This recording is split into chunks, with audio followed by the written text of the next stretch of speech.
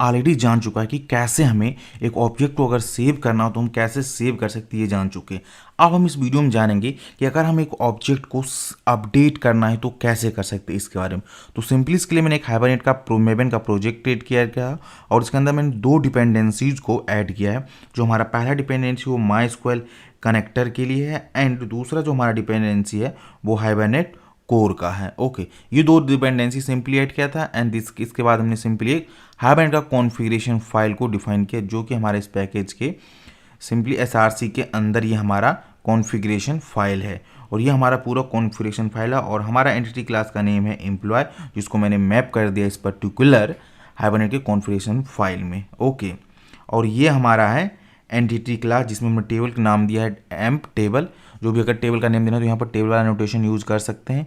Primary की को mark करने के लिए हमने आईडी यूज़ किया और इस पर्टिकुलर को हमने एज ए यहाँ पर आईडी भी प्रोवाइड कर दिया है कॉलम का। ओके, तो जो भी कॉलम का नेम देना वो भी हमने यहाँ पर स्पेसिफाई कर दिया और उसके लिए सिंपली गेटर सेटर को हमने यहाँ पर यूज किया है।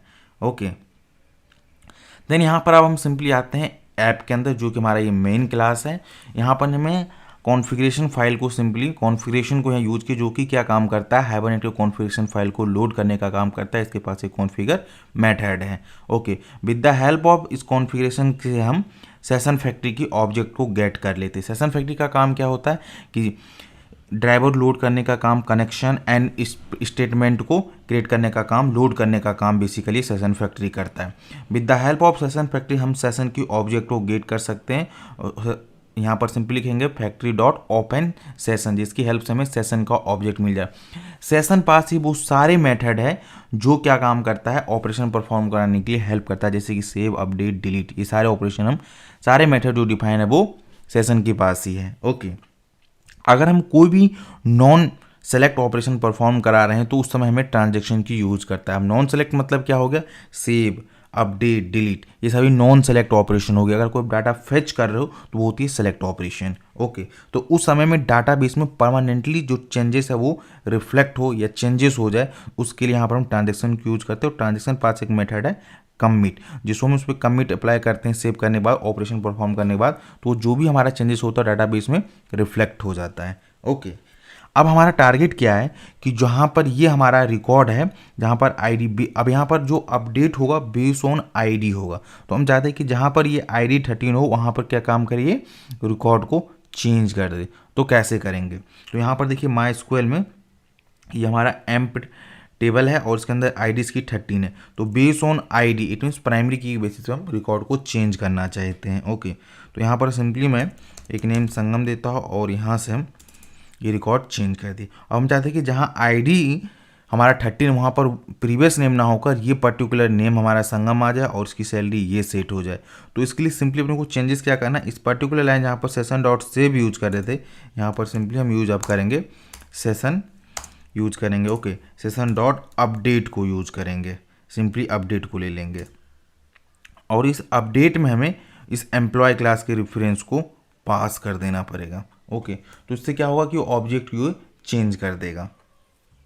तो सबसे पहले ये चेक करेगा क्या ये जो हमने यहाँ पर ये अपडेट करना है तो क्या यहाँ पर आईडी 13 है, अगर है तो सिंपली उसको चेंज कर देगा। ओके, तो इसको हमने सिंपली कंट्रोल एस से सेव किया और यहाँ से राइट क्लिक करता हूँ and run as Java application में सिंपली हिट करता हूँ और आप देखिए यहाँ से क्या क्वेरी फायर पहले करता है।